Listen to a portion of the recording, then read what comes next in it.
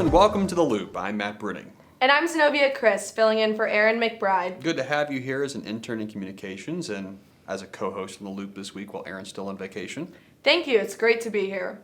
So, Matt, millions of people will be traveling over the Independence holiday. That's right. AAA expects overall Independence Day weekend travel volumes to nearly recover to pre-pandemic levels and travel by car to surpass the record set in 2019. We're looking at huge numbers of travelers this Independence Day, people really wanting to get back out there and travel again. And we're going to continue to see this throughout the summer. ODOT will work to reduce the size of work zones as much as possible, but you will still see some orange barrels out there.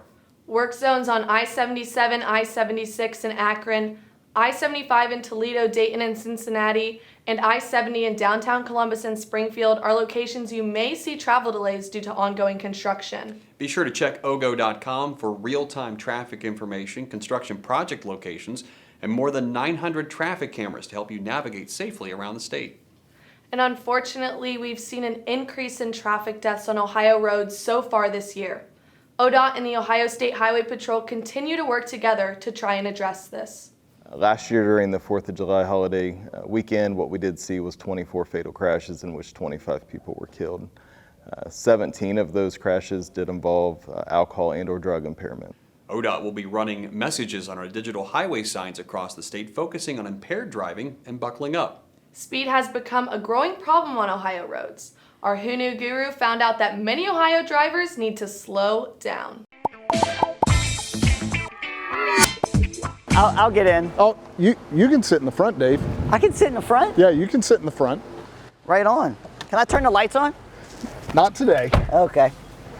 Make sure you have your seatbelt on. Yes, sir, always.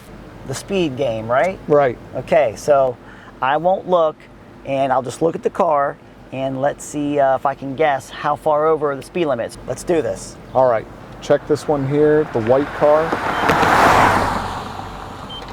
All right, what do you think it was? 9 over? Actually 12 over. That's too fast, man. Right, and we continue to see it, 15, 20 miles over the speed limit. Troopers across Ohio are seeing these violations that, are ultimately killing people. I know that during the pandemic it started, but traffic volumes were down. People thought they could speed.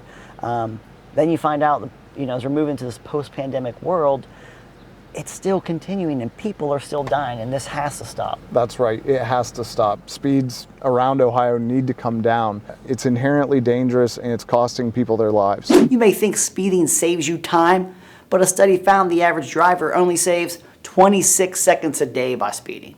It's just not worth it. According to an analysis of speed sensors by ODOT engineers, about 78% of all drivers exceeded the speed limit prior to the global pandemic. In 2020, that shot up to 84% and hasn't moved a whole lot since. There have been more than 14,000 speed-related crashes so far this year in Ohio. Sadly, 124 of those have been deadly. Look, speed limits are set for a reason. They keep you safe and they keep people around you safe. We all know the speed kills, so come on. It's simple, just slow down. Who knew? It's good to see Dave in the front seat of a cruiser this time. Yeah, I've heard some stories from his days back in Martins Ferry. They're all true, by the way. We continue to remind drivers to be safe in work zones. Districts 9 and 10 joined with Lesset and the Ohio State Highway Patrol for an event at the US 35 rest area in Gallia County. Another event was held by District 12 near Cleveland.